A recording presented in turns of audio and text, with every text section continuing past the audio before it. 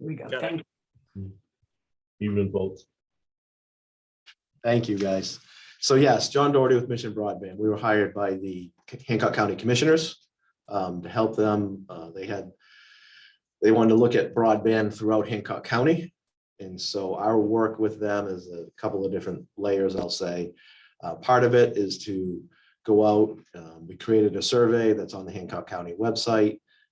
We're looking at mapping as it pertains to Hancock County from a variety of sources, the Connect Maine maps, obviously, but the 477 data that you get federally, working with other towns and consultants, whoever has some maps that they're allowed to share. We're talking to the different providers in the areas to see if they can, help provide some insight into their mapping as well. So that's just kind of one area that we're looking at to try to help the commissioners understand where, are there gaps and where are there gaps. They hear a lot about broadband. So we're educating them as we go about broadband, but also kind of one area of that is where is it and where isn't it? And what does served mean and what does underserved mean? And, now we have a new term from Connect Maine called least served. So there's that educational piece, and mapping plays into that as well. And then what we're doing is really going out and working, like this, talking with different committees, talking with different towns, seeing where they're at. Are there projects going on? And our big caveat is, even though we're a consulting business, we're not, in the business of consulting with towns, right? You've got your own projects going, and actually I read your minutes. You got Brian Lippold's a good consultant. You know what I mean? You guys are all set. Our job is not to get in the middle of anything that's going in the way and not get in the way of progress. What we're trying to do is help the commissioners understand what does broadband look like across the entire county. So that's the level that we play at. And we've talked to Brian on a couple of different projects. We could talk, with your permission, we can talk to him about this project, but we're always very careful because that's, confidentiality comes into play at times, and we don't need to know anything that we don't need to know. So I throw that caveat out as well. And then, the commissioners looked at our funding, and they've hired a consultant, Kitty Burby, that can, help them understand, okay, what's available for ARP, what can be spent on ARP. One of those came out to be broadband. And so they looked at it and said, okay, so if we have some money to try to help solve broadband, let's do that. And that's where Scott and Kitty came together and said, well, that's great. We don't know broadband, so let's hire somebody. Here we are. Is that right, Scott? Is that how you kind of did that? Yeah. And so this is what we're doing, right? So we've been doing it for a couple of months now. We like talking to these committees because it really gives us an idea of what's happening, in that specific location, what you might have for plans to expand. But when it comes back to the commissioners for the ARP money, they're looking at it saying, okay, can some of this ARP money help solve broadband problems in Hancock County? One of the obvious answers I'll say that we gave to them is you don't have enough money to solve all of broadband in Hancock County. But there are a lot of projects, because we're in the industry, so we know about a lot of the projects. There's a lot of projects going on. And so that money can help, progress some of these projects depending on where they're at and what they might need. And so what we do is, as we talk to these communities like yourself with these projects going on, we understand what the project is.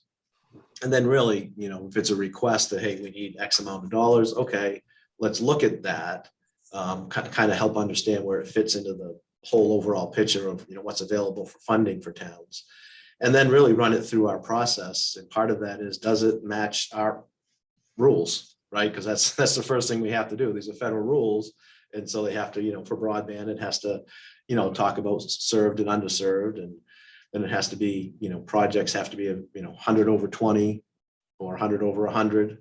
So there's certain aspects of the ARP rules that we have to just look at it from. And then we look at it, from ourselves as, being, there's the baby available in the field. We throw it up against a couple other things. So yeah, it's a viable project. It's going to solve, it's going to solve this problem today.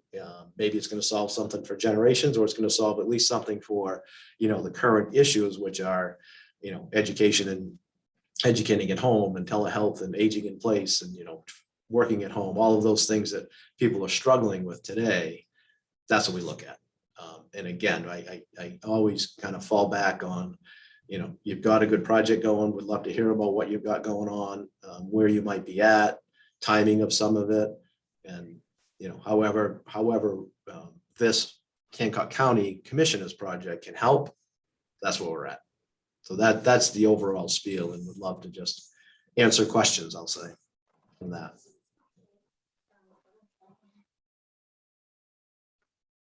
Does anybody have any questions of John? Well, I do. I had heard that you had a survey Yes. and would like to know more about it. It's on your website. How did you disperse information about that? It's on the Hancock County website. Right. We do take surveys, that we do, and we stick them on our website as well, because, our name is out there as well. So I can send you the link to the Hancock County one if you want. That would be great. Yeah. I'm curious about, are you surveying towns or individuals, and what kinds of information are you looking for? On Yeah. the survey? So, okay. Yeah, I'll send you the link. And yeah, we are asking in this case, because it's countywide. So, we work with clients on a town basis. Sometimes we don't, depends on what they want to hear. Getting addresses, right, can lend itself to kind of Big Brother asking questions, and we try to not do that. But when you're countywide, we're really asking, from an address perspective, don't you have broadband?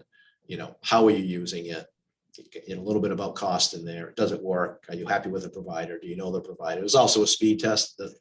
Basically, the Connect Maine speed test is built into it as well, so you can take the speed test while you're doing it. Okay.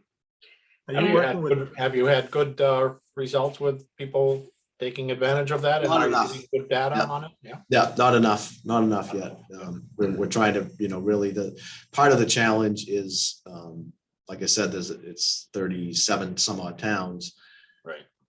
I won't say half of them, but a bunch of them have already done kind of a survey somewhat recently. And so they're not interested in really pushing it. The ones that are starting up or in the middle of projects that we can say, hey, please take the survey. That's where we're getting some more traction. Right. Hey, John, if I could, or Chair, if I could real quick. Sure. Here. Again, Scott Atkins, Amir County Administrator, Hancock County, Maine.gov. And I actually just had them move it up a little higher on the web page, right below the heading. You should see, well, it looks like an orange box to me. It's broadband survey. And I think that will lead you to where we're searching, as John said, to get information. And just real quick to follow up what he said, yeah, we've been pleasantly surprised to find out how developed this is throughout the county already. But as with the intent of these monies, trying to fill those gaps, it's really, we're finding it a constant effort to find these spots so we can get the information, so that we can figure out if they fit and apply these. This, for me, this is our future. So thank you. John, I was curious, as you do the mapping and such, will that go into Vetro? Not necessarily. I mean, we could, if you needed a shape file, if you're using Vetro, which it looked like you were on your notes, we can provide a shape file for you, so you can add to it. Yes. So is there But kind of an idea as a county to kind of design or make some kind of a backbone for connecting all the towns? Kind of like what the Maine Research and Education Network has? Has there been thoughts about that, or? There has not been that discussion at the county level to this date. We are talking to some of the providers that have mentioned, hey, can we, talk about maybe a bigger play? Right. When you look at your area, right? So whether you look at your town or the 3 towns or, surrounding towns around you, you've got some, again, Connect Maine data, but when you look at it and we know, how it works, sure, there's some availability in some served areas, and there's certainly some fiber down through there, as they say, and Spectrum is in the area, but you've got some very, I'll say, poor internet, right? I mean, that's why you're doing this conversation. So it comes into play, and where that's helpful. I'm sure Brian has said this is when you go for grants, right? Because all the grants are going to start talking about served and underserved, and what we don't know, right, with a 100, 200 some odd $1 million that's coming to the state of Maine, is what rules are they going to run by, right? So you've got the first money, which is Treasury. Will Connect Maine use their 50/10? Will they use 100/100? We don't know until they make those rules. And then you've got the infrastructure funds that'll come, after that. And NTIA is running that program. So what federal rules will follow into the state rules? And we're all just kind of waiting and see. How's that? Do you have any sense of a timeline on how long it's going to take for the county to create its own set of rules? Counties won't set rules. This is Connect Maine would set the rules. Yeah. Okay, and so the county would follow it. I'm just thinking for the money that you have. Yes, that's the ARP. Yeah, so those rules are set. That's the ARP rules. And Okay. yeah, that's the ARP money that came out last year. Half of it and half of it this year. Yes. So those rules are set. That's what we go by when we look at this money and say, okay, it's, they say it needs to be 100/100 if it's a project. They'll take it 100/20, but it needs to be scalable to 100/100. So those are the quick ARP rules on that one. And I'm wondering about how you might disperse this or how you might decide. Is there going to be a grant process just from the county? Is it? So what the current process that we're having, and we are right at the beginning of it, Kathy, just so we know. And we're going to present the first couple of towns next Tuesday at the meeting, actually. And so what we've done is kind of, worked with the towns. So not a grant process, to answer your question right up front. We're trying to keep it very high level and very straightforward. We work with the towns, we see what the project is, and they say, hey, you know what, it'd be helpful if we could have X. And so we, discuss that to make sure that it makes sense. And then we basically put a report together showing the project, showing basically the issue that we're trying to solve, the project itself, map, something and show, okay, here's where the unserved is, and here's what we're trying to solve with it. Here's how we're going to do it. I now may be part of you, but anyway, how the town is going to do it. And here's the ask, right? Here's the money. And then, Scott and I'll say, kind of sit back. And again, it hasn't happened yet. The commissioners will take that and then make decisions on information that's provided to them. So it's not, it doesn't have to be, hey, we're going to do the first couple and then there's not enough money left. It's really what we're trying to do is do an equitable look across, all the different towns, because there's some that are saying, hey, I'm already done. I don't need anything. And others haven't even started. So you guys obviously right in the middle, and you may have a project coming up. And part of that could be, hey, you know what, here's what we're going to do. Here's what we're going to use the money for. It's going to help us move it forward. And this is what our ask is. Okay. And it could be for either planning purposes or actual build out. Yes. Yep, absolutely. Do you find that there are other communities in the town that are looking at, what's the term they're using now, the municipally owned or quasi-municipally owned? Yeah, there's certainly, throughout the state, that's going on. There's certainly one going on inside the county as well. There is. So we got utility district. Yes. Really, and that's, when you look at your group of towns, I'll say around you, it's, how do we get the interlocal agreement signed, right? Are we really working together and get it kind of legal? And then is there really a legal entity to do a utility district? And what's that look like? And what are the guidelines around that? We did a survey of our residents earlier, during the course of last year, summer. And we have about 250 respondents, I think, probably fewer than 300 in the case. Yep. And is that information that we could upload to you somehow? And if I was going to ask, I always ask if it's been a survey, if you want to share it, yes, we'll take that information. Yep, okay. Absolutely, we'll take that information and and if it's just the stats, kind of the questions, and here's how many people answered it, and this is what the answer was. We can just incorporate that into our report or our findings, I'll say, for the commissioners. Yeah. And say, hey, you know what, Mount Desert had this survey and this is what they got. Mm-hmm. We included the speed test on that as well through the Maine Broadband Coalition. Perfect. Yeah, perfect. Because we'll take that speed test data and map that as a layer as well. Mm-hmm. Right, that'll show. We've had, you know, there's questions on speed test data at times. We just did a project where we did a couple of counties in Rhode Island, you know, because you think Rhode Island as a, you know, as a state should be pretty much covered, but when you do a speed test, it definitely shows the gaps. And there are certainly areas in Rhode Island that, you know, do not have broadband. So that's where speed test kind of comes into play. It at least makes the awareness and say, okay. And, you know, what's nice about the state of Maine and Connect Maine is they've defaulted to, okay, we don't trust, you know, 477 data, which is a federal data, and that's all, you know, provided by, you know, the actual service providers, right? So they're saying if you can show us, you know, preponderance of evidence that says, yeah, this area is not covered, even though the census block says it is, then they'll take that. They'll take that information.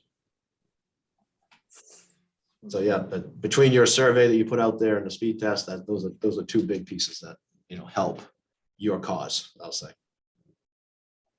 I think that one of the things we found through our survey was, since this is such a highly seasonal tourist area, the quality and speed certainly changes from one time of a year to another. Yes. So August, a lot of people who have good service and, you know, now it really drops off when there's 4 million more people here. Yeah, and that's what we try to explain to the commissioners is, you know, number one is broadband available? And if it is available, is it adequate? Right, that plays into that piece, right? It's great, you know, from 9 o'clock in the morning till 3 o'clock in the afternoon when there's nobody home. And then all of a sudden students start to arrive back home if they're not already home, you know, and then people start to turn on, you know, streaming and, you know, trying to work and trying to do all those things. All of a sudden the local network, and this is a last mile problem, right? There's plenty of fiber up and down the state of Maine, north, south, east, west, right? There's plenty of fiber in the state of Maine. It's a last mile problem. And how do we redesign? How do we spend money on that last mile to solve the problem?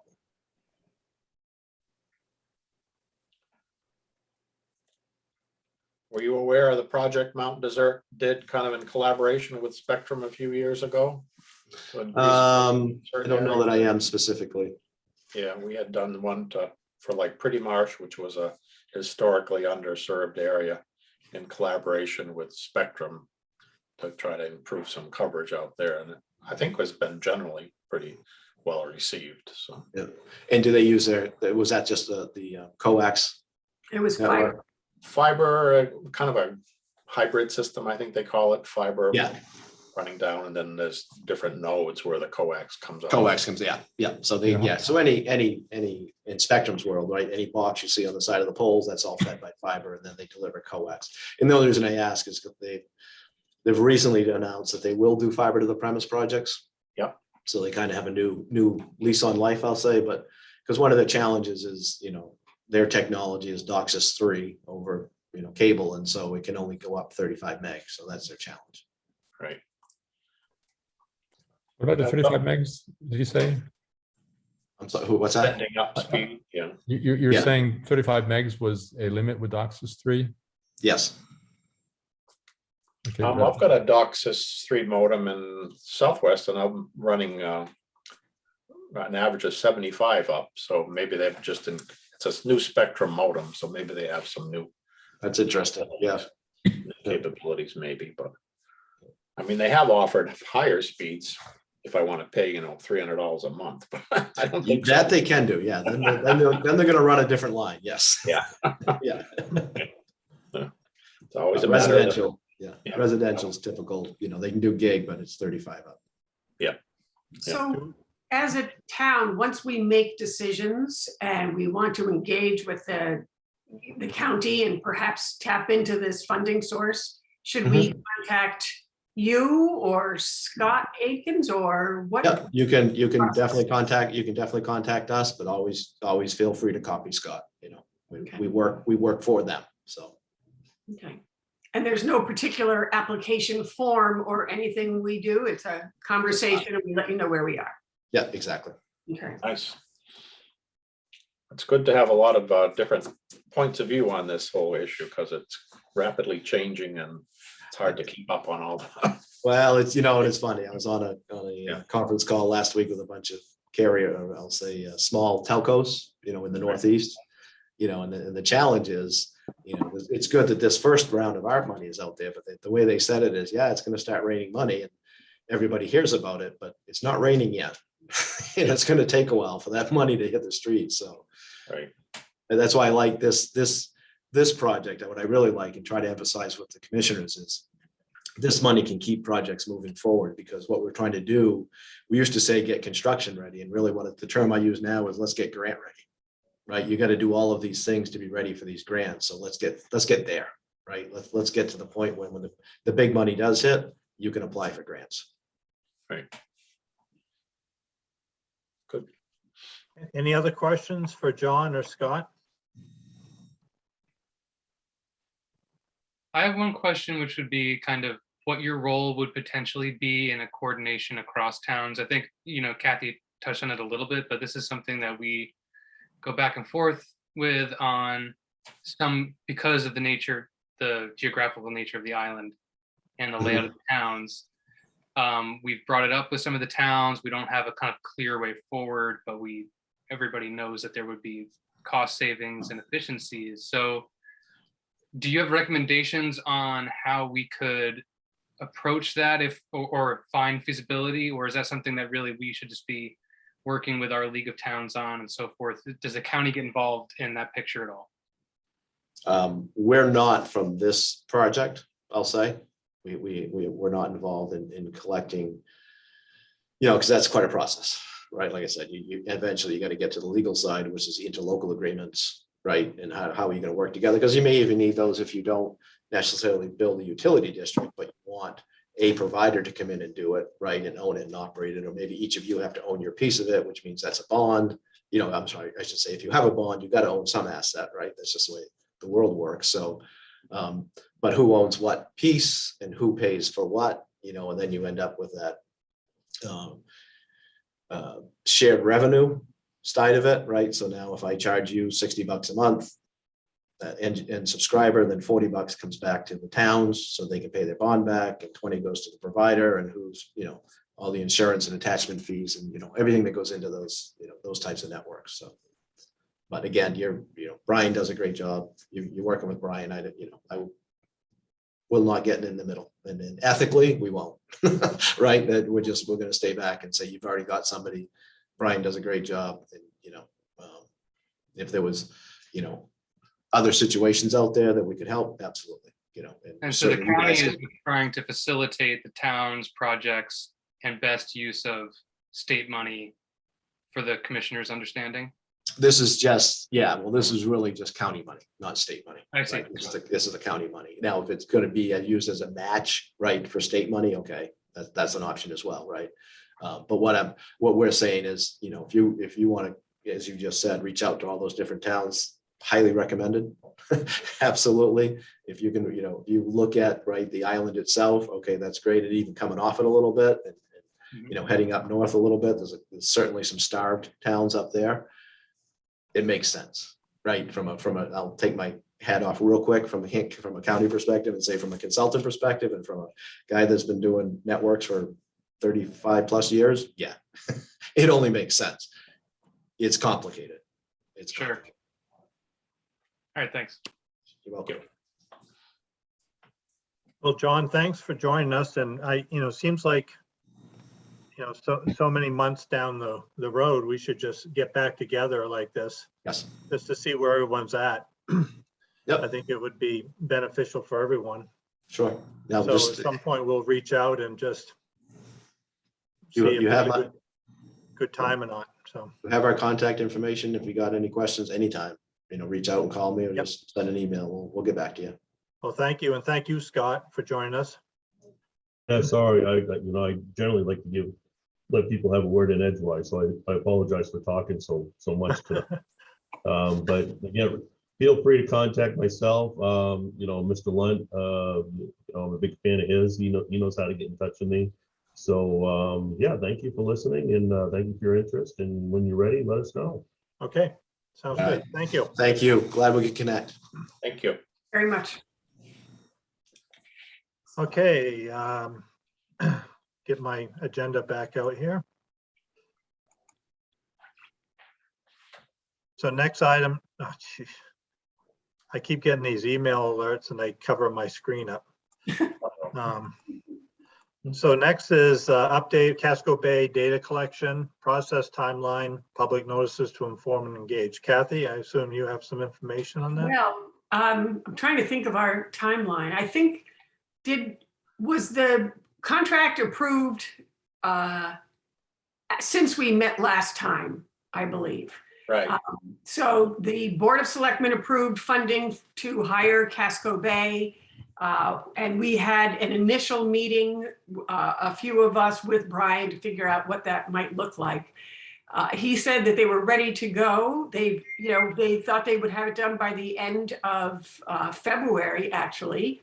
So they were collecting some 911 data to begin with to get a handle on all the different addresses around town. And then they will have somebody driving around to verify that there really are addresses, et cetera. So they're going to get that going. And I am probably a little behind on this. We should probably create some public notice and put it out through the town's information scheme about what is this going to be. And I thought, I hate to assume anything, but as a town, we have a database of what properties there are that might be more comprehensive than the 911. And so I thought I'd reach out to Brian and see if he has that, if he needs it, et cetera. Does that make sense, Sterling? Sure, see what we got, see what we can provide. Yeah, if you have a little blurb you want, I can throw it in the school newsletter that goes out Saturday if you want. Okay, thank you. And I thought we'd also use this as a vehicle to get word out that we're doing things. And so I was even going to ask Brian if he has the name, a photograph of the guy in the truck. He said it's one person. He's great to, he'll explain what it is he's doing, because sometimes driving down people's long driveways, quiet roads, et cetera. So if anybody has any questions, and I thought, we might be able to put this out like with a photo of the truck. If you see this is, he's not there to rob your house. He's there to see if you have any kind of internet connection. Not So wanted. exactly. We're not from the government and we're not here to help you. So I thought, Kathy, quick question. So this guy is verifying, he's gonna drive around, and sorry, I was in and out of this meeting, but he's gonna drive around and he's gonna look at telephone poles and basically look at telephone poles and potentially connections to houses. he's going to verify the location of every house or business building and compare that to any other database that starts off with a 911. So we can figure out if you're trying to connect, fiber to the premises, fiber to the home, you've got to make sure you know how many homes you've got. So Okay. he's doing a real count street by street and verifying there is cable or there is only DSL coming to this property. Okay. Derlin, and everyone, would it be, the town has recently, at least over the last year, had Vision come in and basically do their drive about in order for all of us to be really happy about our property taxes coming up. Is there any cross-pollination that may save him some time based on the updated Vision report? Well, he should probably contact us, just, so we could see exactly what he needs. We might be able to do something. Well, the other part of it is that I don't dare say. the other part is he's mapping out where all the fiber is and Okay. coaxial and Okay. da-da-da-da-da. I just thought if the Vision stuff would get him like that much further ahead, it might save some time and money, but anyway. Yeah, the property tax layout stuff is also on the COA, has a really great GIS interactive map of the whole island that you can add different layers to. And you can add a property tax layer, you can add a utility layer. There's a whole bunch of stuff. I'm not sure if you've explored their site that they have. I was exploring it today with some kids for science. We're just learning about watersheds, and that's a great utility that you can kind of show all the property lines and everything for each town, which is kind of nice. Is So that that, might be is good. that, is that open access? Yeah, anybody can get to it. I can send you the link later if Yeah, you'd like. that'd be Yeah. great. Probably has about 500 different layers you can apply. If you Wow. apply all the layers, you can't see anything. It's like, wow, it's like too much data. What's that system called, Wendell? Oh, it's an ArcGIS map that's been developed by the mapping students over at College of the Atlantic. So it's a really great resource to look at different, types of land, geological information, utilities, property lines, watersheds. It's got many, many, many different layers of information on there. So it might Wendell, be, could yeah. you send us all a link to that? Sure. Yeah. Might Let me see be, if I can find it right now. I can put it in the chitty chat thing. Hold on. You guys go ahead though. It might take me a while to look at it, look it up here. Anything else, Kathy, on Casco Bay? no. So Vetro platform instance demo? Yes, that's me. When we met last, we thought, let's have a little demo. Let's see what we do here. So if you want, I will share my screen Okay, and go to Vetro. So here, I'm gonna close that up. So this is the Vetro fiber map, and this is, they do the whole state. So you can see what we've got all over the state because they have put it in for just about every town. There are some options in the kind of map you can have. And so this is a different kind of base map, just might show street lines, et cetera. And I believe all of these green dots are from the, they are put there by the state on a speed test. So you can see the purple dots show a speed test that was done in January of 22. So look at all those that were done just in this January. I think the green dots, I have to figure out what that mark is there, but they had, those might be all the different premises that are on here, and I'm gonna get rid of that and I'll get rid of this, because what I really wanted to show you was, this is what they have on here based on the Maine, probably Connect Maine broadband availability map. And so the different colors indicating what level, what quality, what speed there is available to it. So I'll put these up one by one so you can see it. As you said with the other one, it too much of a good thing, you can't see anything. But these purple lines here indicate that grant from Maine back in 2017. And if you look here, you can see some of the attributes there. And I can filter this so we can see. It was the town is Mount Desert.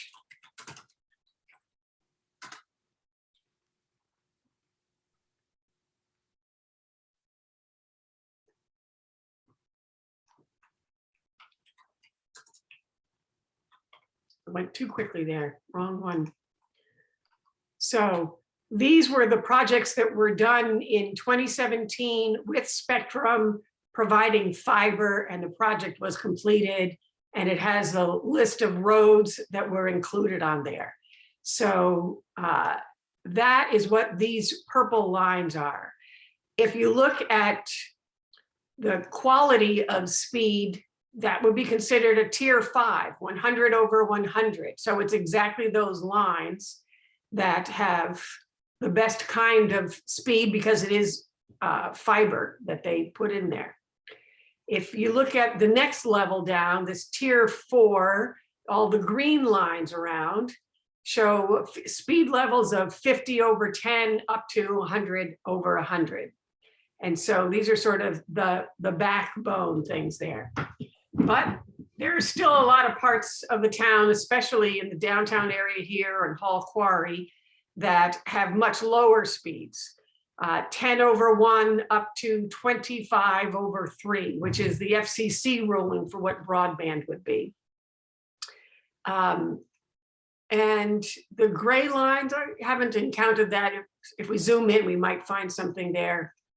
But they're got too many things going on here. And we can see if there are any yellow lines in here. And it doesn't appear that there are any yellow lines in the town either. So we don't have anybody in this range necessarily. So these are the different layers that they make available so you can see where things are. And they've already built these things in based on what they're getting, I believe, from the Connect Maine Authority. If we were to do our own project, we would have our own map here and design something there. Vetro has recently changed over its address. And so they had done a design project for us earlier, and I'm not able to see it on here. So I need to get back with them and find out, where did that go to? But they do have on the system here, you can, figure out costing, how far routes are, putting in points here to there, what it's going to cost to do some kinds of things, and then figure out costs that way. You can set up your own criteria, and if you go from here to there, how are you going to work on that? And they have some measuring tools here as well, so you can figure out a different area or point to point, et cetera. So, but Kathy, I have a quick question, and just because I lost internet for 1 second, sorry. The green dots that are the darker green dots that are super concentrated in and around, is that an individual, that's potentially an individual address that has some type of internet, correct? yes. Okay. And yes, and I was going to say, we can go into a small point here, and let's see what we can find if we press on one of these things. So if I go to that, it gives us an address. Neat. So those are individual addresses. Okay. And so a real location.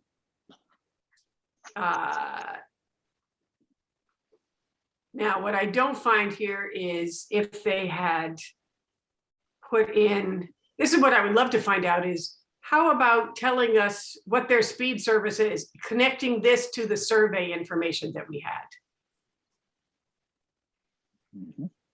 But so there's,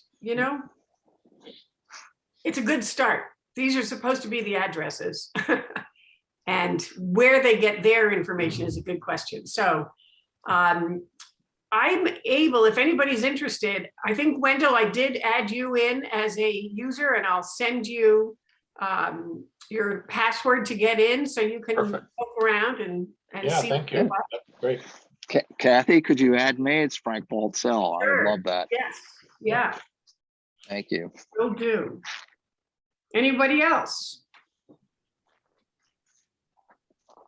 No, I did put in the chat that wonderful map tool that COA students did. You can kind of explore that.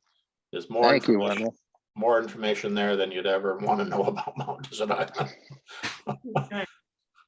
You can see all the loon sightings and all the deer collisions with cars as well. Oh my God. All right, so are we good with this map? Anybody need to see anything else more on here? No, that's great. Thank you. I'll be glad to explore that a little bit. Yeah. Okay, good. Okay, Find your chat.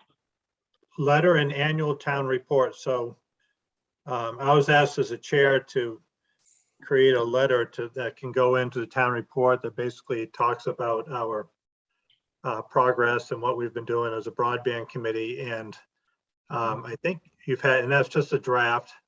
A lot of you have actually spent more time on this committee than I have. So you probably have more input than I would, but anyway, I don't know how you want to do that, Kathy. Do we want people just to read it over and make suggestions and they can just email, or how do you want? Well, I'd like to say that I thought it was well written and to the point, and it makes the important points that we need to make. So thank you. Thank you. Thank you.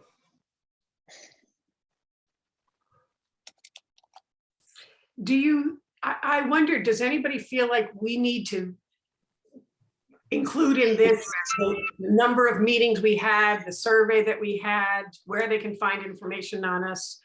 Is that too much information for this kind of format?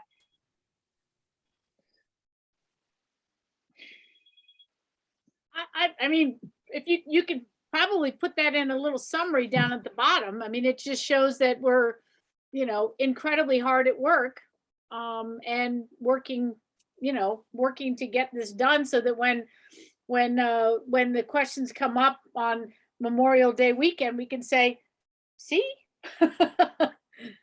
We did. Okay. I'll put together a list of the dates when we had those public meetings with all the different folks and how many surveys we got back and that kind of stuff. So we can put that as a little side box in there. How about that, Scott? Yeah, I'd do it towards the end or at the end, just so they don't get, some people immediately see that and just stop reading. Yeah. Yeah, yeah. Yeah. Okay. Discussion of next steps. I guess right now we're we're waiting to get results back from Casco Bay Advisors, right? Yes. Was that about like a 7-week process? I think he told us. I think you said that. Yes, Matt, I Okay. believe so. And it sounded like they might have already started at this point, or was I dreaming that? I don't No, know. we met with him, I think January 31, so I have 10 days. Okay. And I think that they were ready to get started right then, sending his guy around and figuring out where everything was. So, and thought that that process would be done by the end of the month. So, you know, I wonder though, once we have that information, what criteria are we going to use to determine what our next move is and how we, you know, what do we want to do? Are we really going for fiber to the premises? And does it have to be, you know, is it absolutely fiber or is it a combo hybrid model? And what criteria are we going to use to help ourselves make decisions? Right, I guess that would be something you maybe need to get the pulse of the community to try to decide, you know, to what degree they're willing to fund projects, I guess. That would be something. If I recall, Casco Bay Advisors said that they're not going to tell us what to do, right? No. But I think they're going to lay a lot of the groundwork, and I think they can help consult and advise us. Right. I do think that, well, I was saying certainly the costs, I think they're going to provide some cost information. Yes. Because I mean, I'd like 10 gigabits up and down, but not if it costs too much.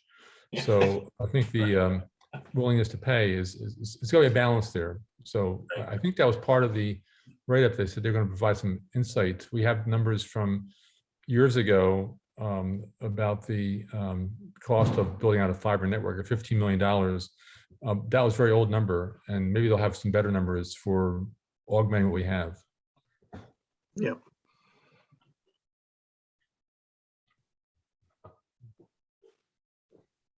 And when we get to the grant writing process, Kathy, so are there people out there that we could hire that know the broadband monies and processes a lot better than we do? And might be worth hiring to, I don't know how that'll work. Yeah, you know, it could be that the Island Institute would be very helpful. Staff from there would be very helpful in that process as well, because they're working with lots of other towns to do it. And the Connect Maine Authority, which is setting a lot of the rules, applying to all the rules that come down from the federal funding sources anyway.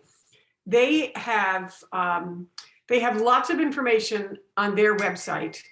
They also have meetings to help prepare applicants to it. So I believe I sent you all an email this morning from Connect Maine Authority about all the different resources that we had.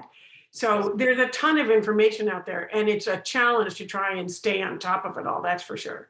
Right. But I think that, yeah, we might want to consider how we put together the information. Is it us volunteers? Is it town staff? Is it paid consultants to come in and do that? So, And he said, he mentioned about our ask. So it seems to me that, I don't know if we can, but can we ask for the funds for Vetro and Casco Bay and maybe fiber to the home?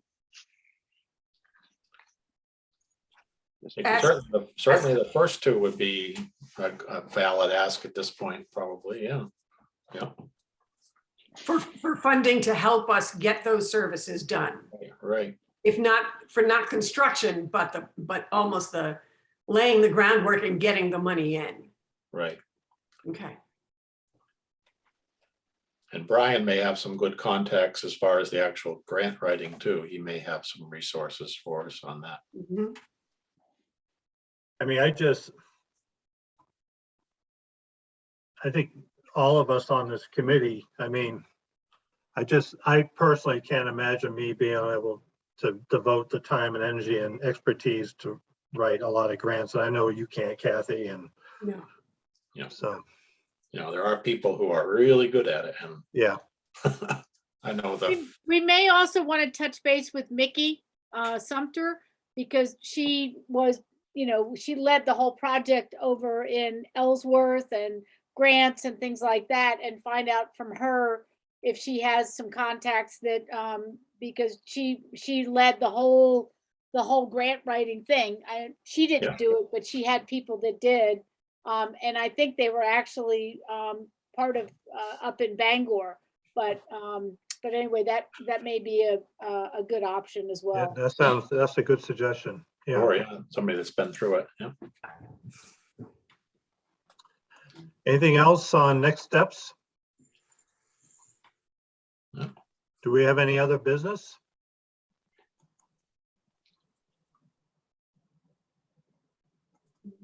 I think we're Well, so okay. our next meeting is Thursday is March 10th. So maybe by that time we'll be able to have some information from Casco Bay Advisors perhaps. Or invite them back to be with us. I don't know. Yeah. We can invite Brian to just give us an update by that Yeah, time. that Sure. as a minimum, I guess we could do that. Yeah, Yeah, check in. Yeah. that'd be a good thing to do because it'd be at that point over a month. Yep. Okay. Great. Plan. Okay. All right. Well, thank you, everybody. Great. Thanks a lot. Okay.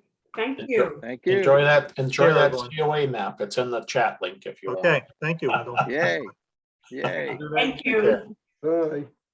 Take care. Okay, bye-bye.